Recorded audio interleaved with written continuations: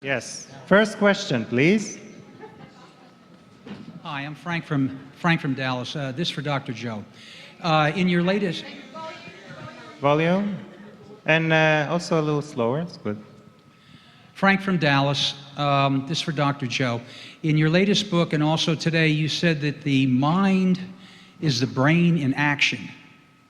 Science of mind seems to have correlation, evidence, anecdotes that a person that's in a coma, that they can be healed by practitioners using science of mind, spiritual mind treatments. So it would suggest that the mind came first before the brain. What's your opinion on that? Okay, so if we look at definitions, the neuroscientific definition of mind is the brain in action. Mind is the brain at work. You have 100 billion neurons. They can fire in different sequences, different patterns, and different combinations. And the sequences and patterns of combinations produce different levels of mind. Now, in certain traditional texts, whether it's Buddhist texts or whether it's science of mind, they explain mind, and I use the word consciousness to explain mind in that sense. Now, consciousness is that immaterial essence, that energy that really is animating the brain. And so when consciousness moves through the brain, it produces mind. So then the brain is just an anatomical piece of material. And science says that you can literally rewire your brain, you can literally change its function, but who's doing the changing of the brain and the mind? And it's consciousness. Now, consciousness to me has two elements. Consciousness is awareness, awareness is paying attention. And so then there is a free-willed level of awareness called you and I, the journeymen, the journeywomen from source down to matter.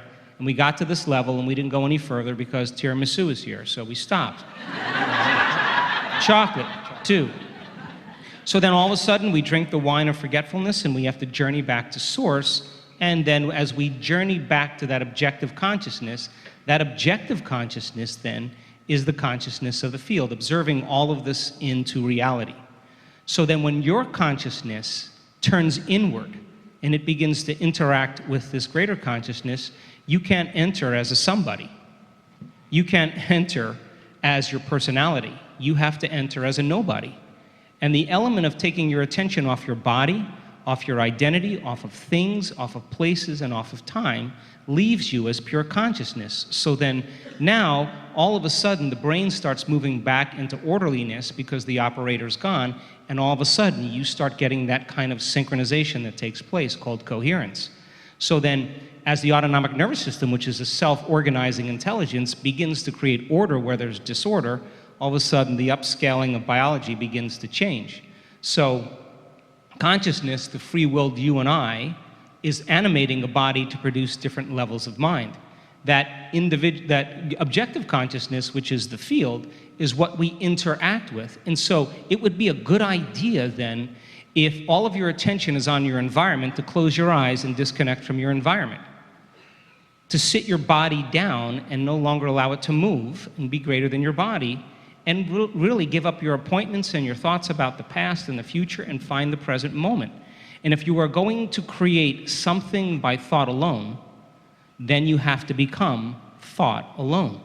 And you have to literally linger in that infinite field where all possibilities exist. And we've measured it enough times to see that when you truly do that, all of a sudden now, your brain and body begin to change as a result of it. I'd like to add something to that.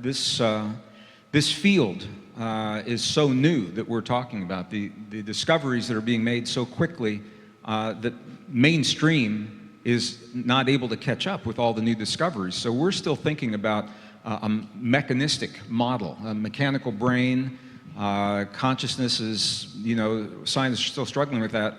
On the one hand, on the other hand, the discoveries are pushing us quantum understandings into the future. And one of the places where this is happening is new science, and this is peer-reviewed science. So this isn't theory or hypothesis or new thought. This is happening in peer-reviewed scientific research. Is now suggesting that the memories that you and I have, and the question was about what's happening in the brain and the mind, that our memories do not reside within our brain, that our memories don't even reside within our bodies, that the memories reside in the field, and what we call the brain is our accumulation of antenna. You can think of them like that, of the antenna that we grow and create in our lifetime that tune to the place in the field where the information resides. Does that make any sense if I say it that way?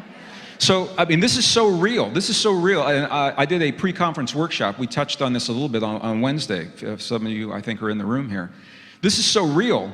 My colleagues in Silicon Valley, that I left Silicon Valley, they're still working there. They are actually developing computer memory chips based upon a droplet of water that is a very refined droplet of water rather than silicon. And what they're finding is they can pump terabytes of information, entire city blocks of a library into this droplet of water. And they're saying, how in the world is the droplet absorbing all this? And then they figured out it's not. The droplet is creating a template, but the information is in a field that extends even beyond the chip, beyond the computer. This is the bridge to quantum understandings, quantum realities. So when we talk about influencing one another and our brains, what we're really talking about is our brain through the act, and I mentioned this yesterday, remember those of you who were with me yesterday, the act of choosing to learn something differently and how we grow the neurites on the neurons. Okay, those are the antenna. When we do that, those are the antenna that are tuning to the place in the field that holds the memories, or it holds the language that we're trying to learn, or the mathematic understandings. We are resonators tuning to the field, and that changes everything. When you think about science of mind and why it works the way it works, when you think about remote healing, when you think about entanglement, remote viewing, all of those things, it puts a whole new spin on all of that. So I just wanted to kind of, we'll probably build on this as we go through this conversation. Yeah, thank you. Yes, please. Good afternoon. In regards to short and also long-term memory, if you're developing memories based on some accumulated study, what is the difference between simple recall and developing the ability to reach in and interact, such as playing music from memory? In other words, you can study the notes, you can study the information, but to be able to take that information and actually manipulate it, utilize it, think about it, expound on it. So if you're trying to play a musical instrument and all you can do is versus playing it automatically, playing it smoothly. So you'd be pulling memories back. What's the difference in the neural connections between rote memory and being able to manipulate memory with thoughts and ideas, new ideas? Okay. So I'll take a shot at it. So you have basically two types of memory systems biologically.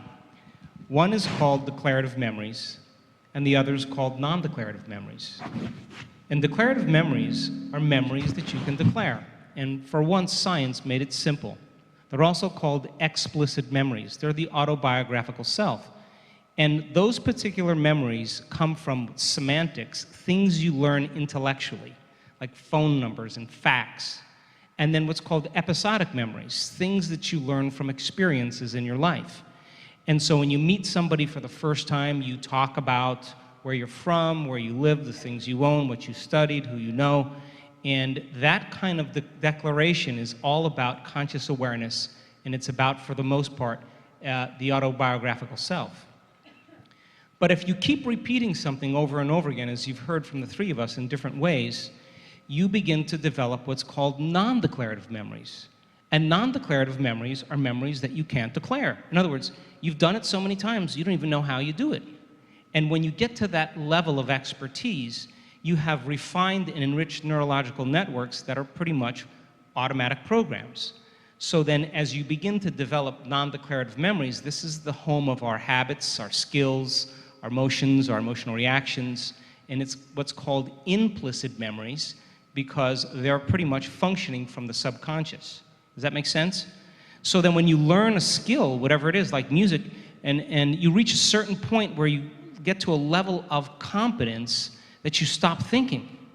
And that zone, that place where you're getting feedback from the sound and your ability to be able to improvise in the same moment allows you to get into that creative space. But for the most part, most people have to go through those steps from thinking to doing to being. And it's going from the explicit memory system to the implicit memory system, and that's the non-declarative system, where all of a sudden it becomes automatic. And great athletes, great musicians, great cooks, whatever it is, they've developed it they've done it so many times that all of a sudden it's become subconscious. And the beauty behind it is they start trusting their intuition. And when they start trusting the feeling and start trusting the intuition, they're able to improvise and they're able to create, and all of a sudden they step outside the boundaries of the known into that unknown place. And if you do something for 20 or 30 years, you know, and you know that you know. And when you know that you know, I call that enlightenment. And when you know that you know something, no one can take it away from you, and it's now grounded, it's innate in you. So that's a little bit about those two. Yes, please.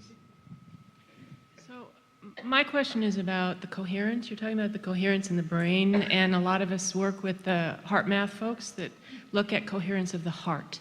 So my question is, how are those related?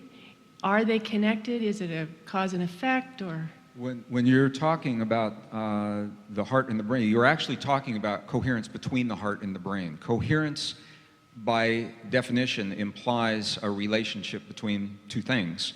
And heart math is talking about heart-brain coherence. That's exactly what they're doing. So we always have some level of coherence between the heart and the brain. And what heart math has done is developed refined techniques that help us to optimize that coherence, to raise that level of coherence.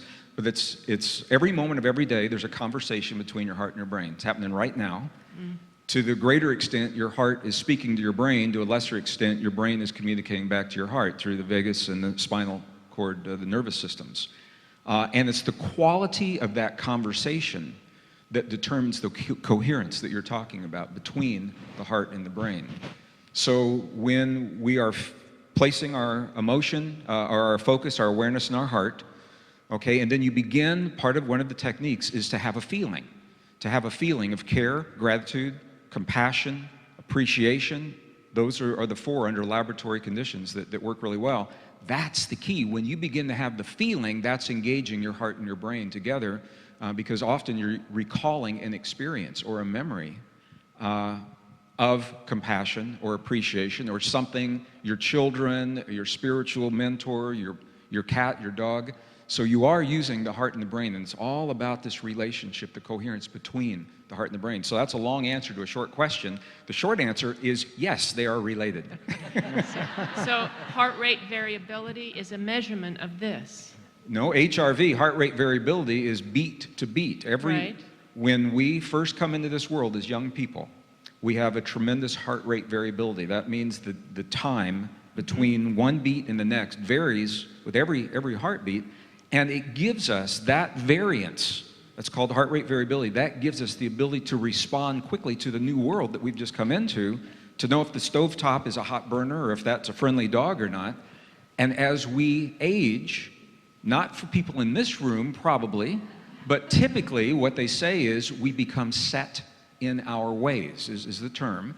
And being set in our ways is reflected in the heart rate variability. It becomes more regular. We lose heart rate variability, so change becomes hard. And by initiating this conversation and optimizing that conversation, you rebuild your heart rate variability like you were when you were a kid again. You can do it in a heartbeat, just like that. So, long answer, short question. Yeah, does that help? you. Does that make sense? Yes, thank you. Okay. I'd like to offer another, an addition to what we just talked about, and that is, remember we talked about the brain having electrical activity, it's like a tuning fork. And what's interesting about it is that the amplitude, the power of that is not that great. Brain amplitude is relatively small compared to the power generated by the heart. What's the significance to me is for example, is that When you don't have them in coherence, your thoughts are going to be broadcast, but they're not going to go very far. But when you bring your heart and your mind together, the heart is a carrier wave. It is much more powerful and therefore carries the signal from your brain out into the world and has much more impact than if you just keep it in your head and then try to broadcast with your head alone. So when you bring the two together in harmony, you're really influencing a greater field around you with your intentions. Yeah, we've seen this in our research in studying people doing this, because we see that you can have brain coherence without heart coherence. In a sense, you can have heart coherence without brain coherence. And it's almost like consciousness is sitting in the autonomic nervous system. So the key of doing all of this is to be able to sustain a specific state. So if most of your daily life is reacting to people and things and places, then most of your energy is going to vacate this center, and you are going to return back to very predictable ways. So we want it to become a skill for people so they can say, oh my gosh, I'm a little bit fearful now, I'm a little bit frustrated. Let me take a moment and see if I can regulate and change my internal state. They have to find the present moment to do that. They have to break the stress response. They have to change their breathing. Brain waves slow down. Consciousness is falling in the limbic brain. At the same time, the heart is moving back into coherence. And now they're broadcasting a very significant coherent field. That kind of orderliness can be turned into a skill. And so then eyes open, eyes closed. It's just a function of your ability to regulate internal states. Yes, please. Hi, I'm Kat from Hawaii. So it's kind of a three-part question. Obviously, PTSD is in a very incoherent state, right? And then on the other wave, and you didn't really talk about the gamma waves, but that's been found with people who've meditated for a very long time. So part of my question is, the people that were up there that were going through transformation, was that gamma state, that all the wild swings? And then if PTSD, I'm just now figuring out it's not within the body, and there is that incoherence, where is the field of that energy, that very wild, scattered energy, where's the how? We probably haven't figured out the how, but The how? Is that what you the said? how does it get there? I mean, it's like you go through an experience, and for the longest time, and I'm a psychologist, so the longest time I didn't believe in PTSD until I went through an earthquake. And for no reason, out of nowhere, for many years later, an experience would come up, or I'd have body work done, and it would come out. So I've thought it's within the body. So I'm very, very intrigued about this field and how to work within the field. Obviously, I meditate a lot as well. We've talked a little bit. So I've got a complex question that's kind of bigger than I started out with. Thank you. Yes. Okay, let's see if we could break it down. So when people experience significant trauma or shock, what happens is the experience captures all of the brain's attention. There's a change in your internal state, it's horrifying, and you put all of your attention on that experience in your outer world. And it's that particular association that starts the process. Now, from a survival standpoint, you could have 10 things that happen really good to you in one day, and one bad thing that happens to you, and you will focus on that one bad thing. How many people know that? And the reason being is because the survival gene says, get ready in case it happens again. So we tend to try to anticipate the future based on our experiences in the past. And we, out of the infinite potentials that exist in the quantum field, we'll select the worst case scenario.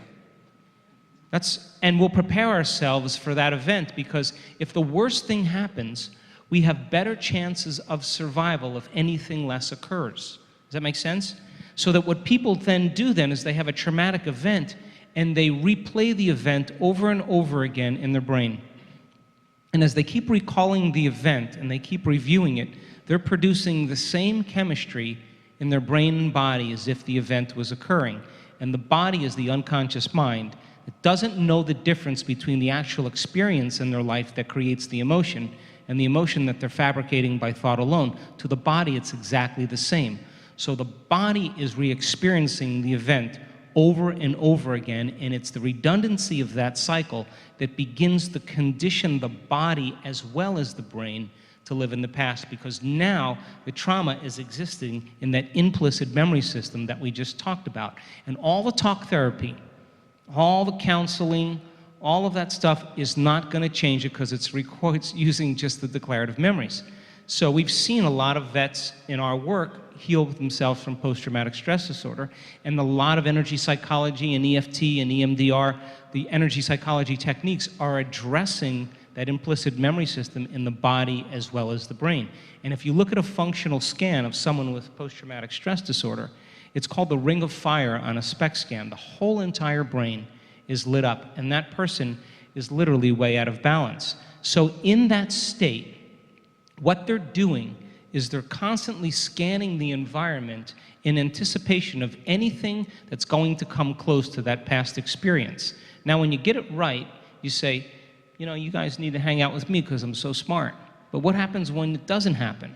That's called anxiety, it's called neurosis, it's called insomnia, it's called OCD, because the brain starts over-focusing. And that over-focused state tends to narrow our mind into a single object. And that's what we do when we're in emergency mode. How have we been trained to pay attention? Tie your shoe, wash the stairs, wash the car. And it's that abrupt release of adrenaline. We think that that's focus. So then when you tend to open your focus, and instead of focusing on matter and objects and things, focus on space and energy and nothing, and open your focus beyond your body and space. We've seen this thousands of times. All of a sudden, the brain starts relaxing and getting more coherent. And all of a sudden, different compartments tend to settle down.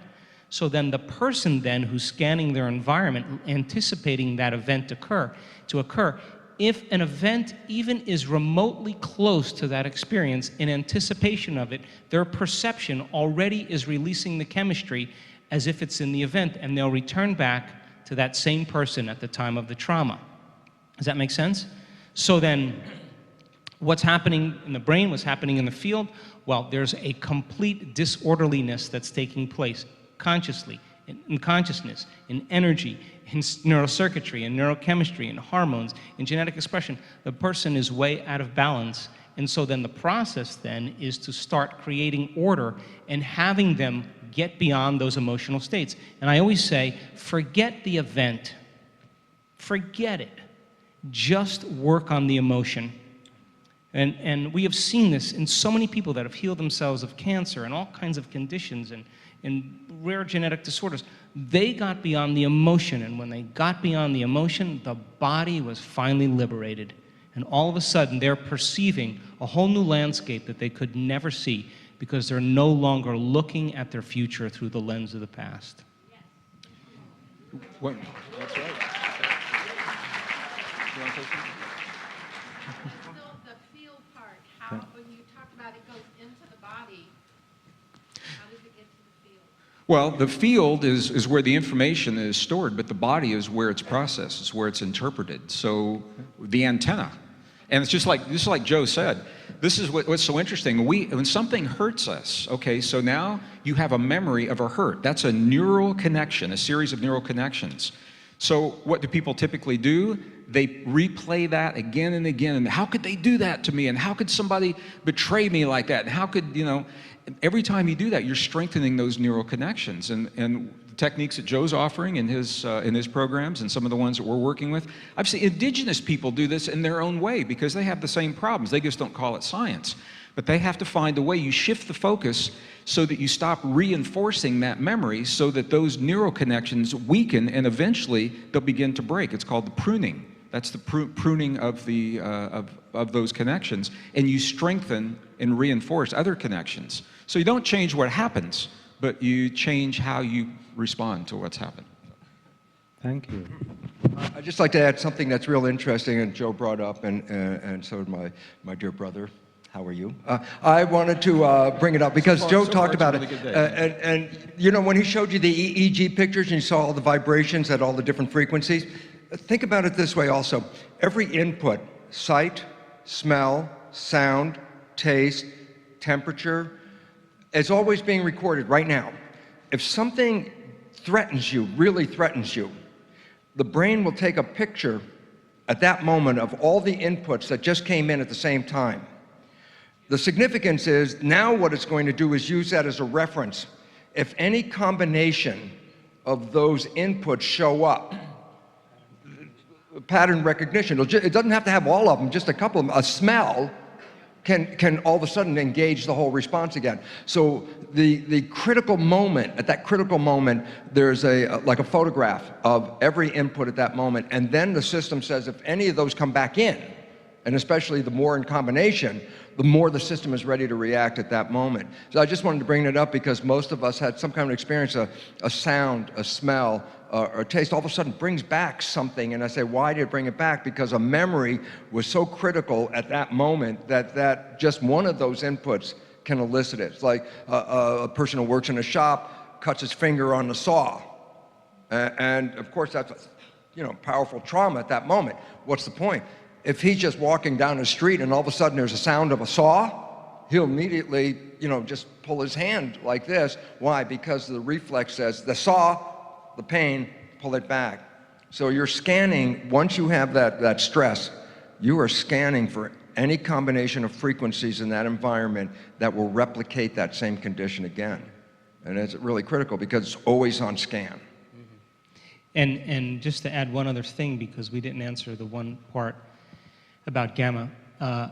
And so that associative memory that Bruce is talking about actually is what creates conditioning.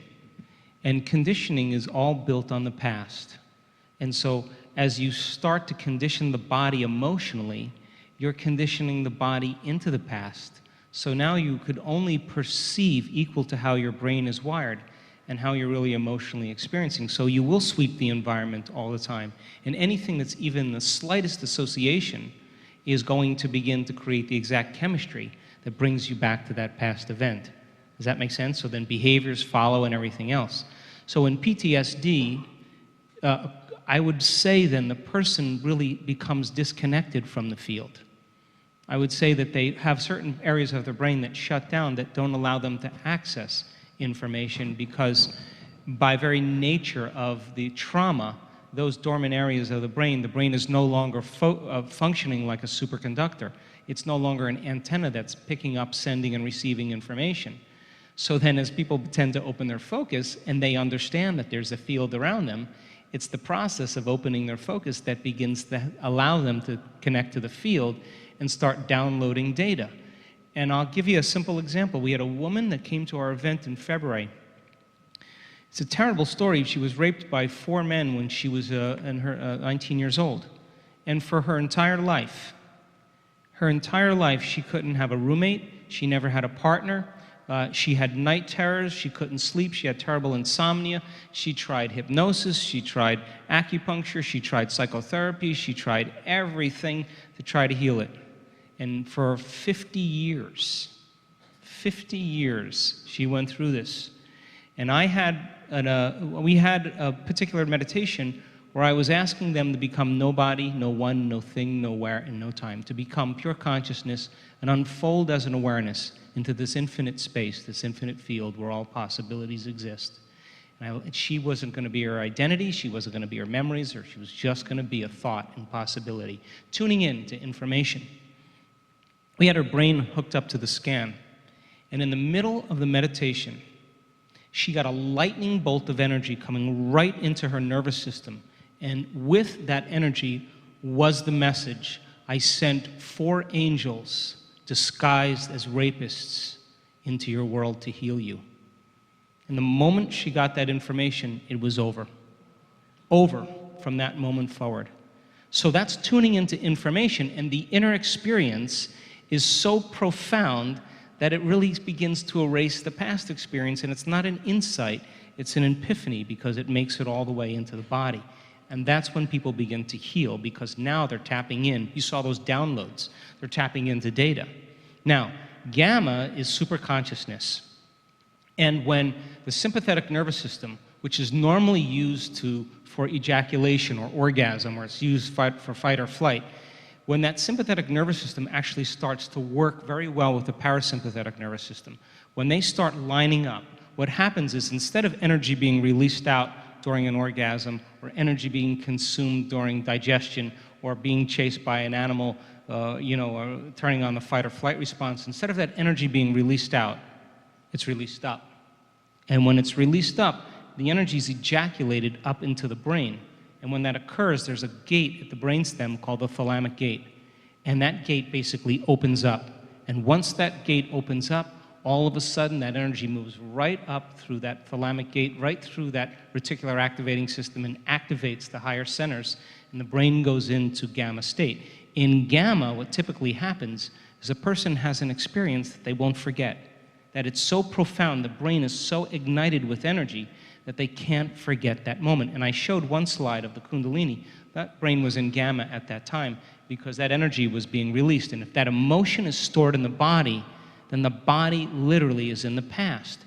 And once that emotion starts unraveling into pure energy, all of a sudden now, that pure energy is going back from whence it came as a thought. And all of a sudden, the brain, there's an orgasm that takes place in the brain. There's no other way that I can describe it. And that release of energy into the brain is energy making it back. And all of a sudden, the brain goes into gamma states. Just an interesting aspect about the gamma. A friend of mine in England is working with EEG and some belief change modalities that I work with. And what was really interesting, there's a posture called Cook's hookup, and that's where you cross your legs and you cross your hands or arms like this, and you sit there for a few minutes, and all of a sudden you'll start feeling very calm. And on the EEG, you can see once they get into that, then it takes about a minute or two, and all of the energy starts to slow down and become more quiet. But the interesting part was this.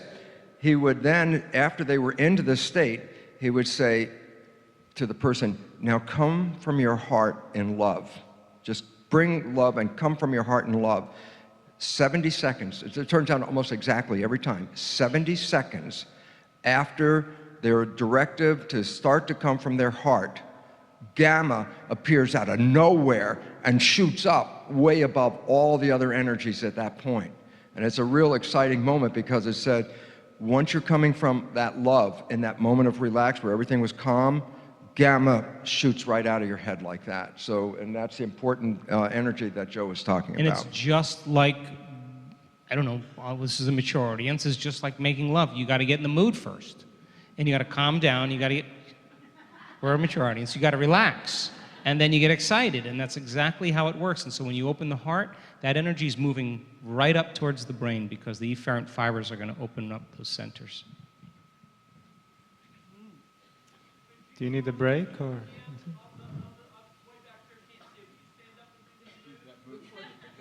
The stand up, that move. Well, okay, part of it is standing down, but the idea is this. The reason why it works is that in our normal day-to-day life, that we are operating from either the left brain or the right brain in a wave. Sometimes during the day, the left brain, sometimes during the day in the right brain. One more emotional, one more intellectual. So sometimes during the day, you're more emotional about everything, and sometimes later in the same day, you're more intellectual. The significance is you're not working in brain synchrony. You're working in dominance. One is dominant over the other. The significance is that when children are young and they're able to download massive amounts of data in that first 7 years where they're being programmed, brains are in sync, the hemispheres. When you operate with your right hand, you're using your left hemisphere. When you're operating the left hand, you're using the right hemisphere. Except if my left hand crosses the midline, now it was being controlled by the right, but once the moment it crosses the left, the midline, it gets picked up by the left. So if you take both your arms and cross them, and both your legs and cross them, you could just, to make it easy, just go like this, like that. And you sit there for about 2 minutes. If you are in a stress situation, if you're in an anxiety situation, an exam situation in a classroom, all you need to do is do this for about 2 minutes. And on the EEG that you could see, all the calming starts to come right down at that point. And that's because you're integrating synchrony between the two hemispheres. And when you're in that synchronous state and come from your heart, gamma pops right out of all the energy in the brain at that moment. The gamma technique. Children do that a lot. Children do that with their hands like this, too. Hi, Diane from New York, and it's an honor to be here. My question. My question is, what role do telomeres play in the body, and can we heal them? Did you hear that? So what role do What- telomeres play Yeah, in the telomeres. body? And number one, number two, can you heal? Can we heal them? Oh, he likes that question. Can I be It's a cell biology question. I get an opportunity. I'll just explain what telomeres are. When you're copying the DNA double helix unfolds and a protein will march down the DNA. And in the trail of the protein, a new copy of the DNA is being made. So think of a railroad tracks, think of a locomotive on the track. And as the locomotive is moving down the track, behind it, it is duplicating the DNA, okay? The problem is this: when the train gets to the end of the track, the locomotive is still sitting on the track. It cannot copy the piece that it's sitting on. It can copy where it went over. So that means I copy all the way up till near the end. And then all of a sudden, the locomotive, it can't go any farther. It's stopped on the end of the track. Guess what? It cannot copy this. So what's the result? The copy is shorter than the original one. The next time I copy it, it's going to be shorter than the previous one. Every time you copy the DNA, you lose a piece. So nature extends not a gene, but DNA, which is the telomere, as the extra track, so that every time you divide, you shorten the telomere. What's the point? Aging. Because if you reproduce it too many times, you're going to run out of telomere, and the next time you copy it, you're going to cut off part of the gene. And that's where aging and disease really starts to manifest. Originally, they said, oh my goodness, this is how long you can live. How long can you live? Is how many times can you divide before the telomere is gone? They calculated, Leonard Hayflick calculated, I think, 60 cell divisions. 40 to 60. And so the relevance about that was, then your life is going to be limited, because how many times are your stem cells going to divide, and then they can't do it anymore? Aging, right? That's what they thought. And then it was discovered there's an enzyme called telomerase. Telomerase extends the telomeres. And then you say, well, what is connected to that enzyme? You ready? The enzyme is activated in the presence of gratitude, self-love. It's extended in service. Okay? And really, it's just learning to live in harmony. So basically, if you are living in harmony, you're living in love, and you have a mission on this state, in this world, you're in service, you will keep extending the telomeres, and you will stay healthier and live a lot longer. And this is what happens really when a lot of people retire. What's wrong? No more service. And all of a sudden the service is like, well, if you don't have any function, then why should I extend the telomeres? And all of a sudden the life gets very short. So it's a lesson for all of us to say, if we came here with a mission to help, and we came here with a mission of love and to support the others, then we are given extra life to complete this work for the community. And that's what we need.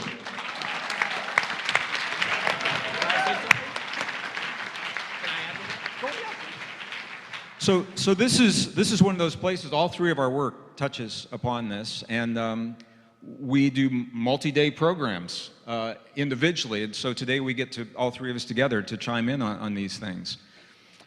This is a relatively new body of research. You know, it was 2009. Stanford University researcher Elizabeth Blackburn received the Nobel Prize. She found the enzyme telomerase, we hear it both ways, to heal the telomeres.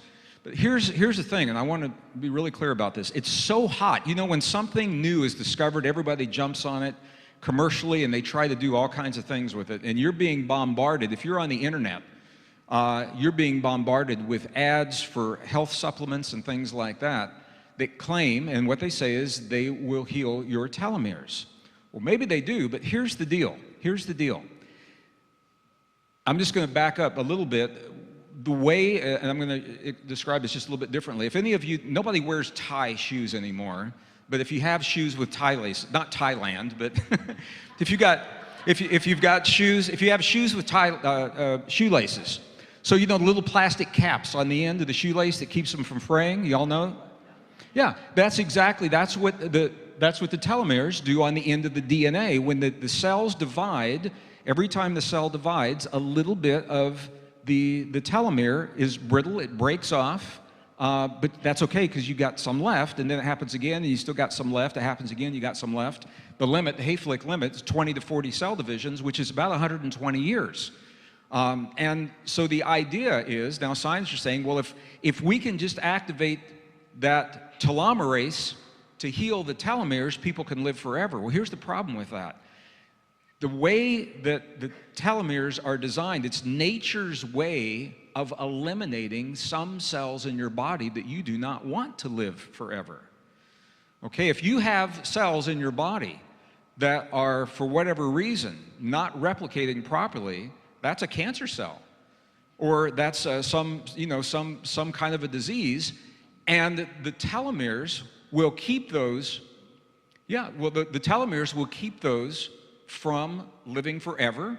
But if you start bombarding your body with a chemical that artificially keeps every cell in your body alive forever, artificially, chemically, it may not have the result that you want. And that's the beauty of what my brother Bruce and Joe are saying here, is that it is, what they've found is that it is through this relationship between the heart and the brain, but through compassion, forgiveness, care, gratitude, appreciation, that establishes the heart-brain coherence, and it permeates throughout the body. That is triggering the telomerase that heals the telomeres. But can see what's happening. The only way you get the benefit is by becoming the appreciation, or the gratitude, or the compassion, or the love. Does that distinction make sense? The difference between taking a pill that's going to force every cell, and then you go ahead and live and think and do whatever it is you want to do, or becoming in your life the gratitude, the appreciation, the care, and the compassion, and reaping the benefit of your body reflecting that chemically through extended life and longevity. Is that clear? Does that make sense? So I'm not saying one's right, wrong, good, or bad. I'm just saying it's so new. People are approaching this in very different ways. Here's the thing. They used to think that Hayflick limit was 120 years. There is a cell line that was created in 1958, I think is what it was. It was the woman, HeLa cells. We now have what are called immortal cells. There's an immortal cell line that biologists use from a woman in 1958. They're still alive, and they're still reproducing because they triggered this, the telomerase in her body to do that. So there's a lot of new research around it. I just want to, an awareness. If you go home and you see a product on the internet that said this is going to heal your telomeres, you're going to live forever, and you don't have to change anything else in your life, that's a caution, it's a red flag. Did you want to say anything? Thank you, Greg. Yeah, you're welcome. I'd like to just add to that too. And it's not just about the telomerase, it's also about epigenetics. Sure. Because then there are these pharmaceutical companies say, well, if you take this supplement, you can, affect your epigenetics. This is a bunch of BS. That means belief system. It's belief system. and let me tell you why it's completely false, and it's why the pharmaceutical company is so lethal, why 300,000 people die every year from pharmaceutical drugs, is this reason. Nothing in the body is given to the entire body at once. The body gives information and significant whatever nutrients or hormones or whatever it is that you want to control. It directs it directly to the cells that are needed and does not put it systemically into the body. Nothing is systemic in this regard. So, for example, why did estrogen replacement therapy get stopped?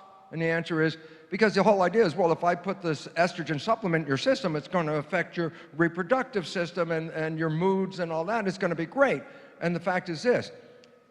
The estrogen receptors are used in many different ways besides the reproductive system.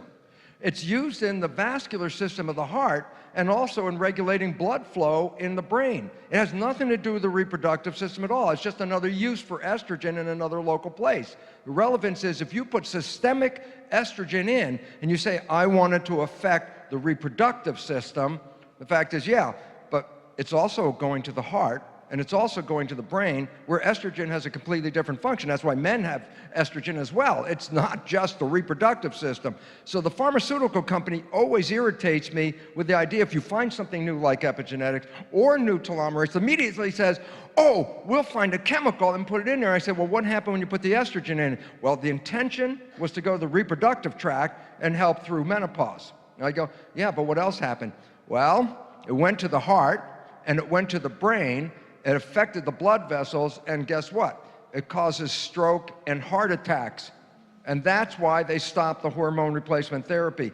But the message is this: there is nothing that you put into the body and it's universally distributed as the body does not distribute universally.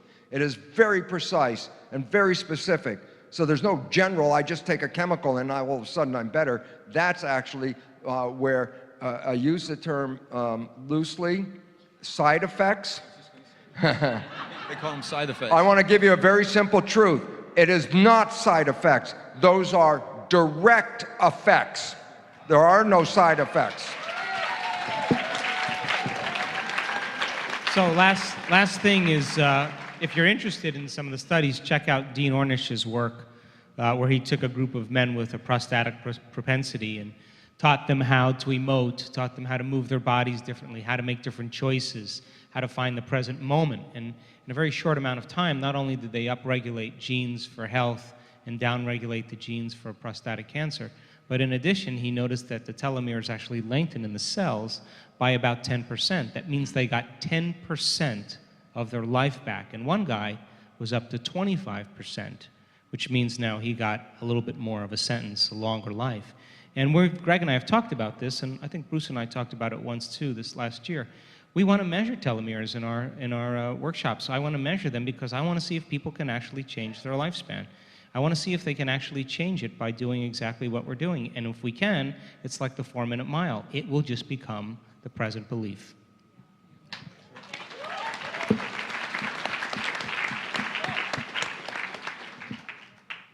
Yes, hello. This is a vibrational or frequency question, and I'd like to see if it could be added more collectively, but it's mainly for you, Greg. I know approximately 20 years ago in the 90s, there was a consistent measurement of the Earth's either frequency or vibration.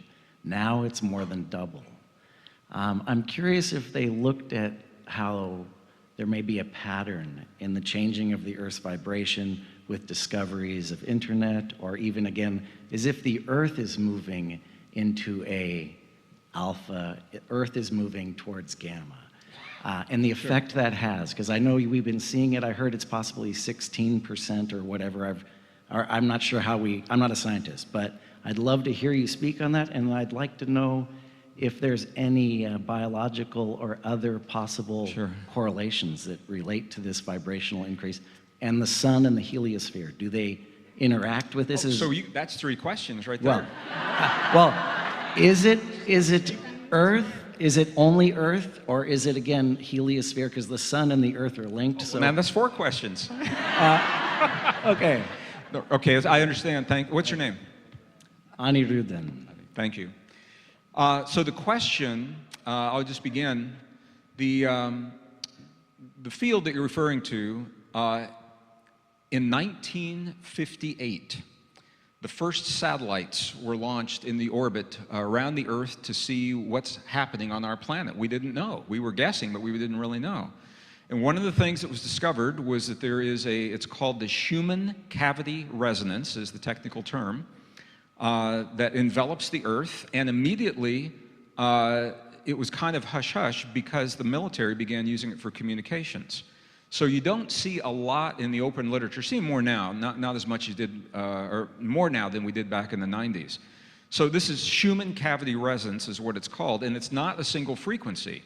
The base frequency is 7.8 hertz, 7.8 cycles per second, and then it goes in intervals that are integer multiples. So the next one is about 15 cycles per second, And what happens is Earth goes through periods of time where one or another of these is dominant. So right now, the 15 cycles per second seems to be a little bit more dominant, but it hasn't been replaced. It's just that they ebb and they flow. And where this gets really interesting is the magnetic fields of the Earth are a big part of this. This is what they're measuring. And human emotion, specifically heart-based emotions, directly affect the human cavity resonance. So what this is saying, we've all heard that the brain is the master organ in the body, and when I was in school, I was taught that the brain was the only electrical and magnetic field in the body. We know that's not true.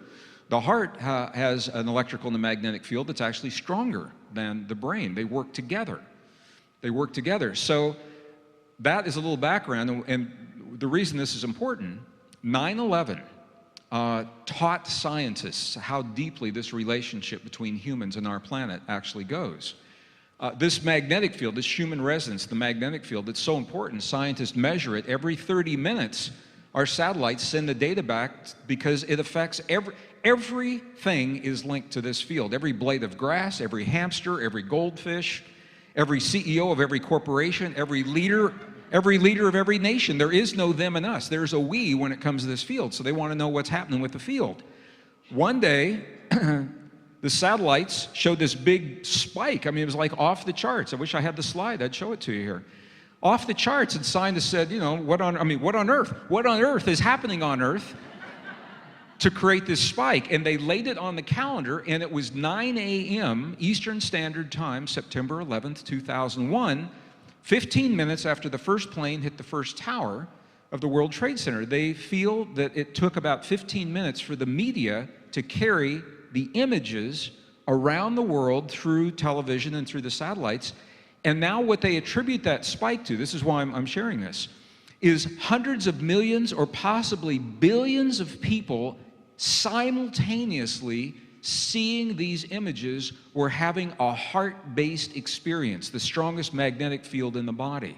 And it was the combined experience of hundreds of millions of human hearts that elevated, that spiked the magnetic field of the Earth. Now, this is news to scientists because they've always told us that we're separate from the Earth, that we don't have any effect. Humans aren't supposed to be able to affect the magnetic field of a planet. Okay, here's why it's important. If you remember, at least the first couple of days after 9/11, we were truly a global family. People came together in a way that they had never come together in modern times.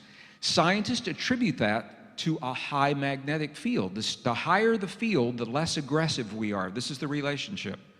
The stronger the magnetic field of the Earth, the less aggressive we are, the more willing we are to cooperate. So the question is, can we create that without having a tragedy like 9/11 to do it? The answer is yes. The Institute of Heart Math is now created something called the Global Coherence Initiative, GCI, where they have established sensors on the surface of the Earth and are teaching people how to create heart-brain coherence to mitigate the effects of what's happening in our world and in the field today. And the results, Princeton University was a pioneer in working with this. IONS is a part of this now, Institute of Noetic Sciences, I talked about yesterday, Heart Math. So there is a direct relationship between human emotion and these fields in the Earth when we, in our lives, so I'm going to bring it right down to our everyday lives, when we can embody appreciation, gratitude, care, compassion in our lives, when we establish this heart-brain relationship, we are feeding the very field that connects all of us in a positive way. You're feeding it right now. The question is, do you know what you're feeding it? So this is now an opportunity to consciously influence these fields. So I'm all about context. Here we are at the end of a big cycle, the beginning of another one, when there's this push for war that never has to happen, when science is telling us more about ourselves and that we're not what we believed and we're more than we've ever sensed in the past. And just when we need it the most, we're coming full circle and realizing that we as individuals, collectively as a community, have the ability to influence the fields of the Earth that bring peace to our planet. Isn't that beautiful? Well, I can't think of a better way to do it. So long answer to a short question, but those fields, it's not that the fields are disappearing, it's that they become more dominant at times. And right now, the 16 hertz is a dominant field, and we're contributing to that. 7.8 hertz is still there. Question, anybody? Oh. We're all sitting down. So I have a question that my anatomy and physiology professor was unable to answer for me about the nervous system. Can you speak a little closer? Sure. So we went pretty in depth on, the pathophysiology of how a signal is sent down the membrane of the neuron with the electrochemical gradient and all that. But what he wasn't really able to give me a clear explanation for is how does the neuron know, how does neuron A know whether to send the signal to neuron B or neuron C? So, for instance, how do the neurons decide to send a signal to flex my arm to the right nerves instead of, messing up and sending it to extend my arm? Or, if I have that coworker I don't like and trying to become more compassionate for him, how do the nerves know how am I making them send it to the right place I want it to go? What are the mechanics of that? Well, one of the things I'd like to just add to the story, which is not part of the regular story, is this. Well, we look at the connection of neurons at synapses and say, yes, this is a chemical connection across this thing and all that. What they're totally ignoring is the fact that all neurons are also vibrating at frequencies that are also going out in the field. So there's like a generator of vibrational frequency, and this is the most important part of neuroscience that they don't get yet, and that is this. Cells respond to vibrational frequencies. So a neuron can fire, and with a precise frequency, only a cell that has resonant receptors will fire with that, so that it's dependent on the frequency of the firing. A big mistake is that they always look at the spike as the message. That's the carrier. They erased the message. The message was there were little fuzzy lines on that neurospike that goes up and down. And I remember walking in a lab of a friend of mine who was top neuroscientist, and he had his whiteout, and he was working on a recording from his oscilloscope, and he was saying, "I'm cleaning up the line." So he's whiting out all the tiny little lines that are going up. And I said, well, what are the little lines going up? And he says, well, those are channels opening and closing. And I looked at him and I thought, Jesus, that's the language. You erased all the communication. And so they're looking at spikes as being the information. It's not the spike. It was the vibration as the carrier wave along with the spike. And the vibration is broadcast, which is really wonderful because of this. Nerves can connect, not because they just have synapses. Nerves can connect if you just broadcast a frequency in a mix of 100 billion neurons. Only those that respond in harmonic resonance will respond. So this is why when some action happens, there's brain synchrony. All of a sudden you see the brain is firing. It's like, yeah, what's it doing? It's sending a field through 100 billion neurons to see which neurons in that field are in harmony with that.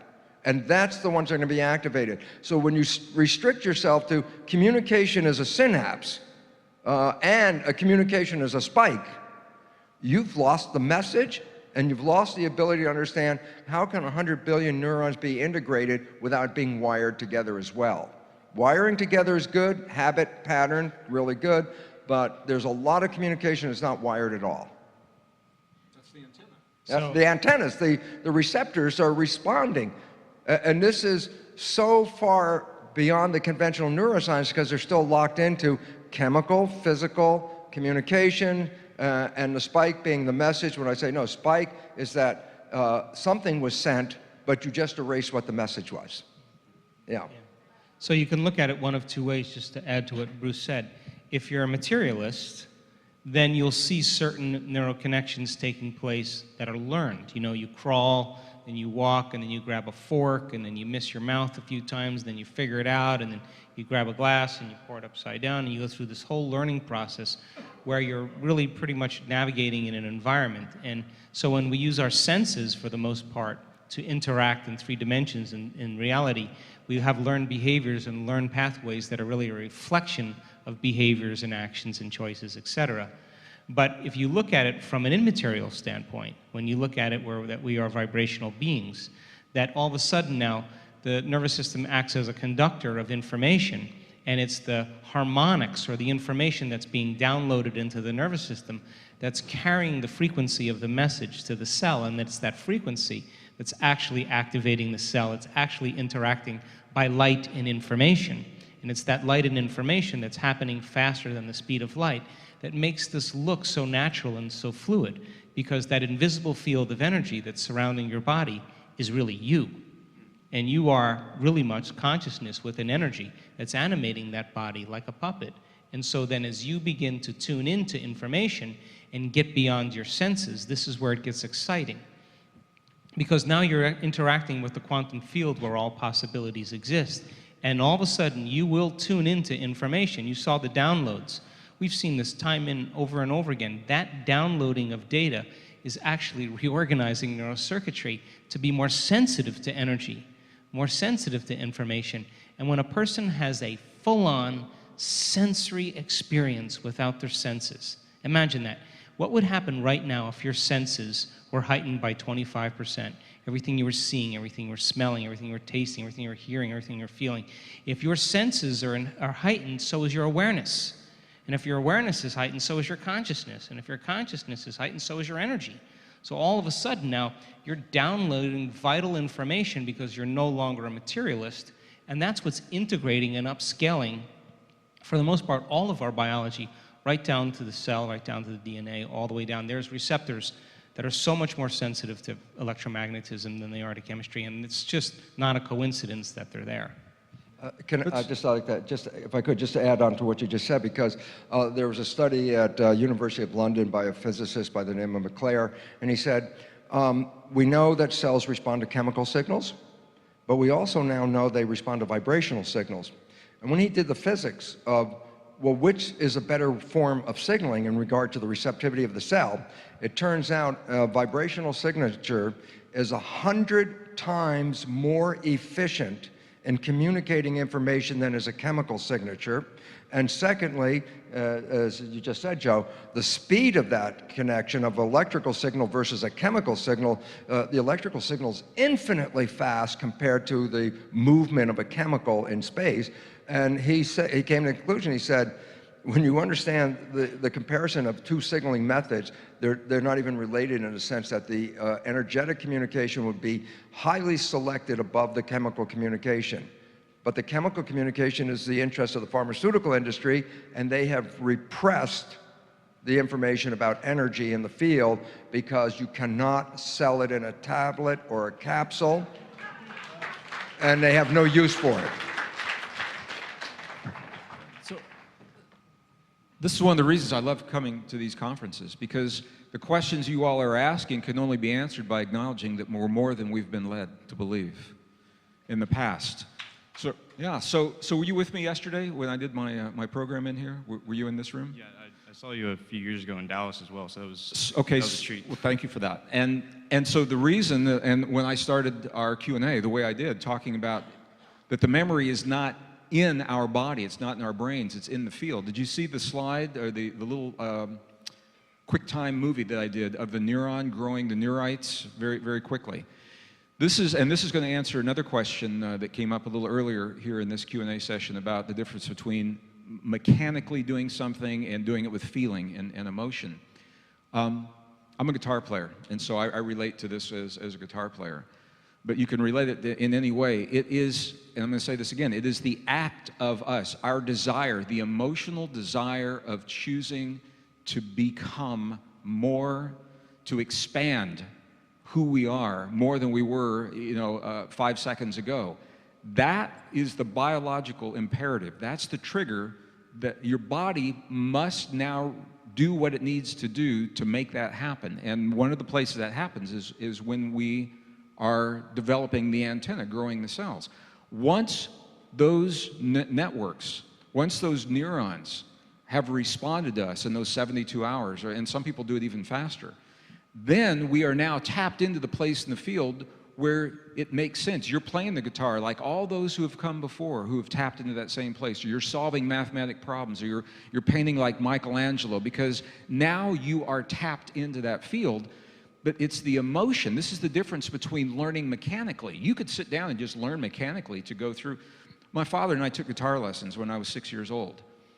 We took classical guitar, and I didn't like it because it was so rigid, regimented. It was all about form, and my father never moved beyond that. And so when I watched him have his experience as a guitarist, it wasn't satisfying for him.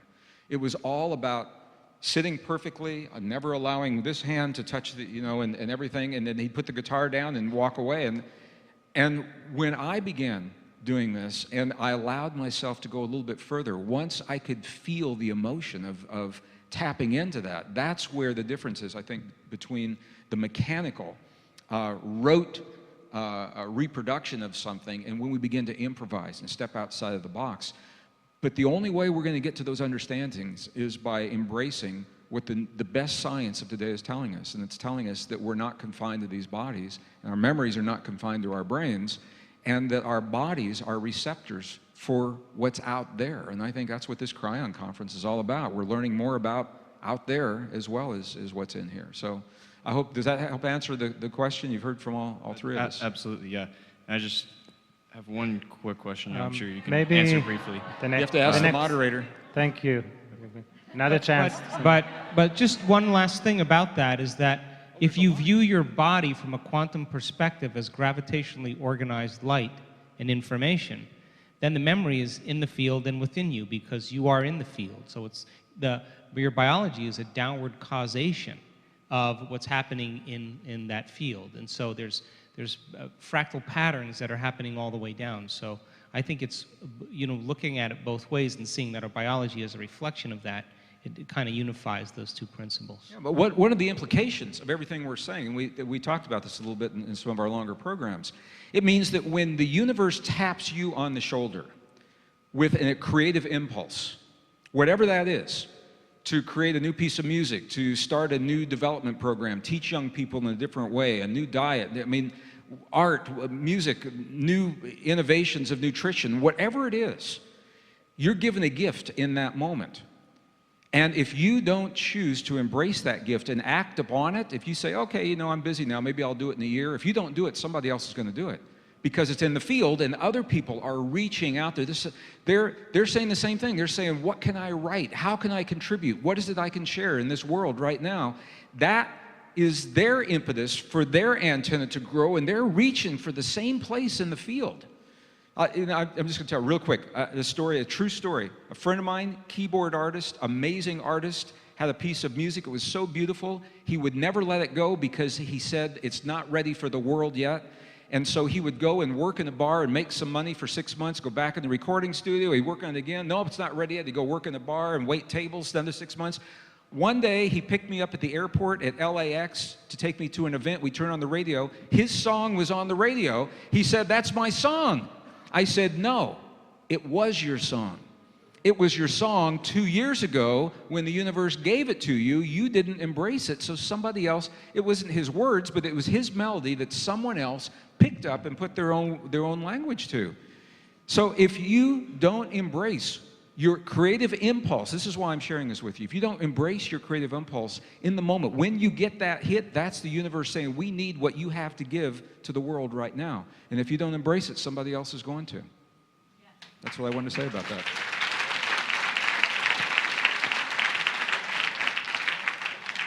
Hi, this is for Joe, a short question. Have you considered measuring brain waves when Dr. Todd does his work? His stem cell work. Listen, my theory is I only go where I'm invited.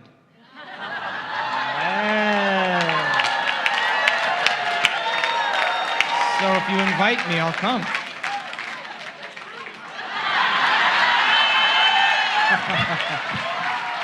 Joe, you are formally invited.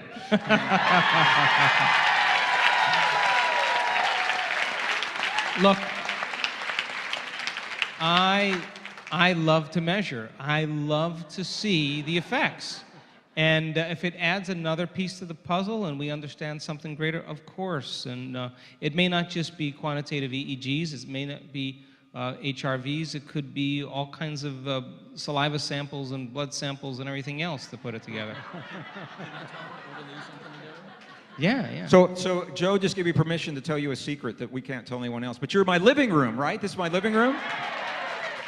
So I've been working with the telomeres perspective for a few years now, but it's been difficult because they've always been blood-based samples. And I'm working with a really bright, young biologist who is now has a startup company in North Carolina who has developed a saliva-based telomere sampling system, and Joe and I are hooking up to be able to use the telomere measuring in conjunction with all the things that Joe's doing in his programs, and we'll pilot those in one of our programs coming up, so watch the websites.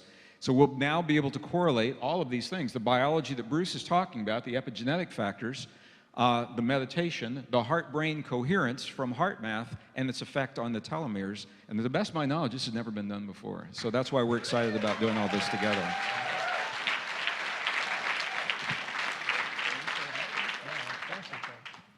Next.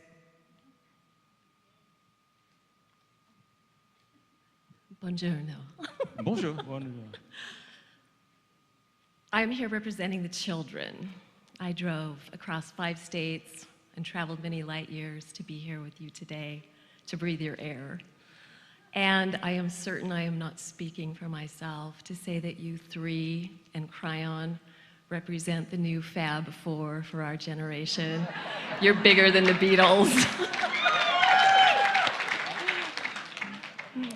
What words,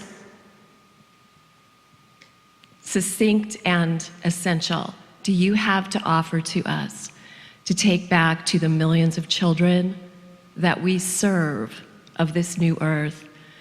Brief, to the point, what can we take away to deliver to accelerate the evolution in these times? Can I start? No? Okay. I think it's one of the most critical places to change the planet is to start with these kids. And the significance about that is that we talk about the fact that the first 7 years is a programmable period. The significance then goes on to say that 95% of the kid's life is coming from the program. And when teachers are trying to teach, they don't recognize that when you're teaching, you're touching conscious brain, but you're not really hitting the subconscious. And so they have so much difficulty because they're trying to relay all this conscious information, yet the kid came from a program that, and most of it is very negative programming, limiting, disempowering, self-sabotaging, and we have to start dealing with that and not try to keep adjusting the conscious mind, but to allow a better program for them to live by. Because if they keep going back into that subconscious and you start playing 95% of the time these negative programs and they don't see it, as I talked about in my lecture, then we have a disconnect. They don't understand. I mean, they don't want to be a negative child. They don't want to have a problem in their life. But the fact is, it's not coming from their conscious mind. It's coming from these programs. So the first thing is to recognize, you want to help the children, we have to get them off the ground with much better programs. And recognizing now that up to 70% or more of the programs are disempowering and limiting that they're getting. And therefore, it's invisible, and that's the hardest part between a teacher and why they have so much difficulty reaching the student, because they can reach their conscious mind in the classroom, but they're not really touching subconscious program. So what would you say to him?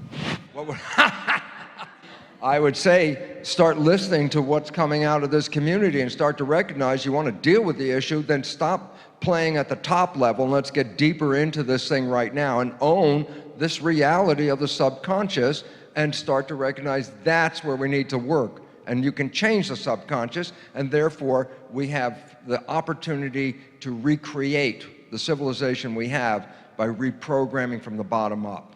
And this is the way out of the situation we find ourselves in now. So the most common question that our community has sent to our website is, what are you going to do for children? It's the most common question we've gotten in the last 4 years. So we've done a teen workshop last year that was super successful. And we have these 10 laws that I call of quantum stewardship or quantum parenting. And it's based on some of the principles that all 3 of us teach in different ways and in different modalities. But I do believe that children get this way faster than we do. And understanding development and understanding timing and understanding their biology, you can intervene at certain very critical points to begin to make significant changes. As an example, we have neurons called mirror neurons, and mirror neurons are empathy neurons. And when you feed your kid when they're little, you go like this. And you do that because you're opening your mouth and sticking your tongue out because you want them to model your behavior. You're not conscious that you're doing that, but they pay attention to your actions, and as they begin to observe, they begin to select and instruct the very neurological networks to prime the brain to mimic that behavior. So you can't say to a kid, don't be such an emotional basket case, you know, because they're watching what you're doing more than what you're saying, right? Look at the terrible twos, right? You know, you're in love with your kid, he's 6 months, or she's 6 months or 8 months or 9 months old, and all of a sudden they're standing up, and then all of a sudden at a year they got wheels, and they're just walking around picking up saying, I have a neuroplastic brain, I wonder how the flowers stay in this vase. Well, that's how they stay in the vase. Oh, let's see, there's Comet underneath the sink, let's taste it and see what it's all about. And so they're interacting in the environment, and what does the parent do for a whole year? They say, no, no, no. And then they turn 2 years old and you say, put your shoes on. No! Well, where did they get that from? So, but it's not an end, because we spend the rest of our lives to enter the kingdom of heaven. We must be like a child. So we actually have to be able to slow our brainwaves down and get into that operating system, or at least know how to enter that operating system in one pathway or another. So we have these 10 laws that we teach kids, and by the way, it helps parents too, because they understand that some of the things that they're passing on behaviorally is something that they have to change. And I always say the fastest path to enlightenment is parenthood, because you have to be the example of everything you want your children to be. So we have these 10 laws, and we're going to be doing more and more workshops to answer your question. Yeah, this is a perfect segue. We didn't, obviously this isn't orchestrated consciously, but this is a perfect segue to do these questions. So I'm hearing two questions here. The original question was what we say to the children. And what I'm hearing are all really good things to say to the people educating the children and the caregivers, and I'm on board with that. And I spoke with you yesterday, if the Templeton grant money comes through, we're going to go much faster, but we're developing these programs now to share with young people in public schools at a very early age the new discoveries that show them that they are connected to their bodies, not separate. They're connected to the earth, not separate, that we live in a world of cooperation, not a world of conflict. And they'll begin applying that. So that is what I would say to the caregivers, but to the children themselves, and Joe, you just did this perfectly, to slow down those brain waves. And I think one of the greatest gifts we can give to our young people is to immerse them in nature again. Because we have created an environment, and whether it's in cities or a lot of it is digital, with all of the digital equipment and cell phones and texting, which can all be tremendous gifts. I think we have to regulate those in our young people's lives. And the amount of time that they spend with that, we need to give them at least that amount of time in nature where they slow their brain waves down, they feel connected. Once again, something happens. And it's hard to put your finger tangibly. I mean, I can explain it as a scientist, but to a young person, it just feels different. And that difference is something that's missing in so many of their lives. And once they get to that, then we don't need to tell them so much what to do, because the world begins to look different. Let me just give you an example. I have a good friend of mine was teaching meditation in Colorado Springs, Colorado, which also happens to be the home of the Air Force Training Academy. And it was right after 9/11, and the Air Force was developing a new special ops division, kind of like the Navy SEALs, but it was for the Air Force. And they wanted to teach the Air Force cadets how to spend long periods of time alone in isolation, without human contact, without going crazy. So they asked my friend, a woman that I knew, to come in and teach the cadets meditation. Well, it was so successful that once these cadets began to learn meditation, they could spend a lot of time by themselves, but all of a sudden their role in the military didn't make any sense to them any longer.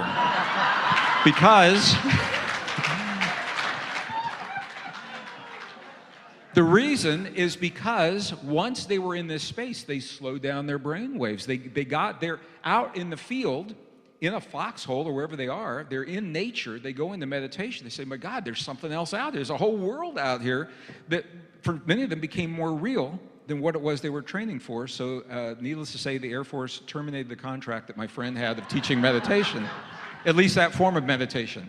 But I think getting our kids back into nature is really important. It's a long answer to a short question. Yeah. I want to add just one thing, please. One last thing. Because it's about going back into nature, as you just talked about. 6:46 seconds. Here it goes. Very simply this. Use it or lose it applies to every cell, tissue, and organ in your body. Especially relates to creativity in the brain. And what we have done is taken creativity out of the school. And so more science, more math, no music, no art, no outside activities. And when you don't let children exercise these activities, their creative nature disappears, and now we have kids with their little, handheld playthings, only reactive. It's reactive, it's not creative. And that's because the belief that science and math is more important than creativity in our school has caused us. This country used to be one of the most creative countries on the planet a few years back. And today, we have lost that. Creativity is in other countries, not here anymore. Last question. I believe on some level we can also access our conscious mind or our infinite mind through being conscious as well as in a meditative state of mind. So have you done any research or anything on that as well? And I know that there's a super consciousness that we're meant to live on an ongoing basis on this planet to help nurture and feed that planet. But all I hear is about meditation, and I don't know about the... I'll see if I can demystify this for you. Okay. We use meditation as a model to help people change and regulate their internal states. And if you can take your attention off your outer world, you're more prone to pay attention to how you think and how you feel and what your propensities are. The fact that you get up and you move around all day long and your body's in a habit of doing certain things over and over again, and you're sitting your body down, you're telling your body that it's no longer the mind, that you are the mind, your consciousness now controlling the body. And if you can find the sweet spot of that generous present moment, it's going to require you to become conscious of when you go unconscious. And it's that act that begins to develop our ability to be present. So then once you develop the ability to be present, where you place your attention is where you place your energy. So if you're practicing being present every single day, and I never get up from my meditation until I find that present moment, and I know when I'm there and I know when I'm not. But if you're practicing every day the art of being present, you would have to agree with me, you can do it with your eyes open, or you can do it with your eyes closed. I do agree. And so then it's a skill to be able to develop it. You can't go and have a great spiritual meditation or come to a workshop like this and get on the freeway and cut people off and, you can't do that because it's like eating an organic breakfast and spending the rest of the day eating junk food. That when you start having profound inner experiences that rock your world and connect you, on some level, it turns into a mood. It turns into a temperament. It finally becomes part of your personality. And so as you're beginning to do that, you'll be able to regulate your states and know when you're there and when you're not. So then the idea is to prime the brain and body into a new state of being, and then be able to maintain that modified state of mind and body your entire day, independent of the conditions in your environment, independent of the emotional addictions or habits in the body, and transcendent of time. And if you can, get ready, because something unusual is going to happen in your world. It's the law. So, have you worked with people that have actually reached that state? Yeah, we use, it's kind of interesting because when you saw Gregg's little thing with the somatics on the little drop of water, well, we use a kaleidoscope. We've actually created a kaleidoscope to begin to induce a certain level of trance that allows the person to be able to regulate or access those states with their eyes open. And we have had amazing brainwave patterns and heart rate patterns as a result of it. And you can do it with your eyes open. As a matter of fact, Bruce mentioned this the first day. You're driving down the road in the car, and all of a sudden you go into trance. You forget about your external environment. You forget that you have a body. You forget about time. You pass the exit. Where were you? Because you are connected to something, and your brain is in trance. Now, sooner or later, if something moves out of balance, or all of a sudden you get a thump in the engine or something, you come back to awareness because it's breaking that state of continuity. So we do it all the time. Every single person in this room has done something great in their life. And when they did something great, they had a vision. That vision inspired them emotionally. And when they combined that clear intention with an elevated emotion, they were giving their body a sampling of the future emotionally. And then they began to get their behaviors to match their intentions. They wrote down the choices they were going to make, the things they were going to do, the experiences that they wanted. And they became aware of the choices they weren't going to make, the thoughts they weren't going to have, the behaviors they were going to stay away from, the experiences that brought them to a lower denominator, and the emotions that may have brought them back to the past. And it was that process. Every single day, they were going into a meditative state because they were stopping for a moment and becoming conscious in the present moment. And they reach a point all of a sudden where you know it's going to happen. And when you know it's going to happen, you relax. So when you go into that state on an ongoing... Thank you. Okay, Thank you. sorry. So I just want to add something to that. You know, we're using these words to define different states of being because it's convenient for us. But to our body doesn't know necessarily where one state ends, another state begins, right? And or one brain state ends, or you know when we're in what degree of awareness. Our body doesn't necessarily know that. I've spent a lot of time in Tibet over the last 15 years. I was taking people into Tibet, and I was with people who had learned in a different way. The monks and the nuns and the abbots. They were educated differently as young people to be aware of their environment and to have awakened senses. And they have these extraordinary abilities, extraordinary to the Western world, but ordinary to them. And I think what they demonstrate is what is available to everyone. And what the studies showed, when the scientists take these people into the labs, what they find is they are awake on every brain state. They're not only in alpha or delta or theta or gamma, they're awake in all of them simultaneously. And the scientists say, you can't do that. You can't be that way. Well, they are, but if you were to talk to them like this, you wouldn't know it. They are in such a heightened state of awareness on multiple levels. And the other place, Lee, I hope you're listening to this, the other place where they have found this is in channels. They found that when people are doing really good channeling and they are wired up to the brain monitors, what they find is they are active in multiple simultaneous brain states where typically in our everyday waking state we're not.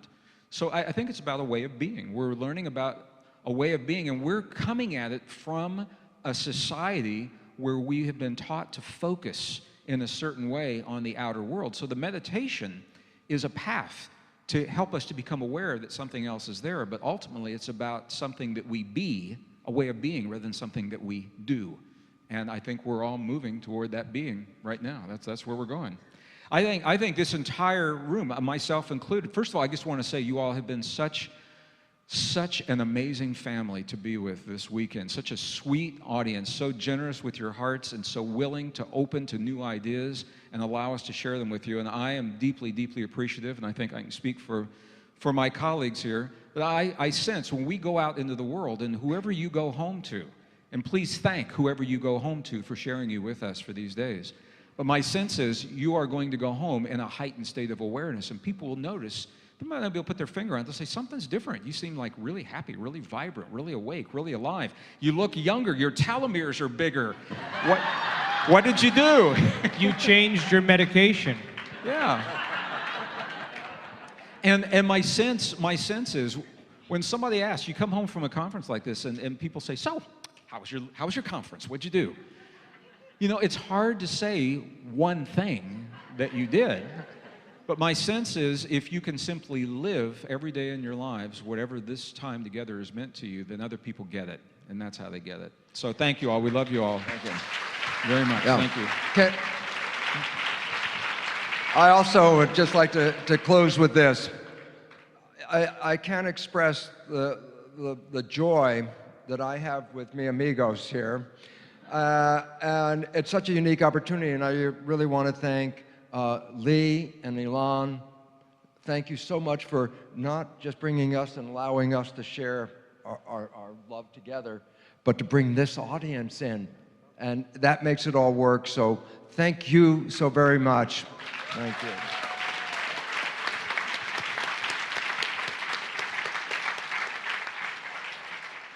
And I think one of the greatest gifts you can give anybody is your attention. And when you give them your attention, you give them your energy. And thanks so much for being present with us. We're truly honored, and we appreciate you. Thank you.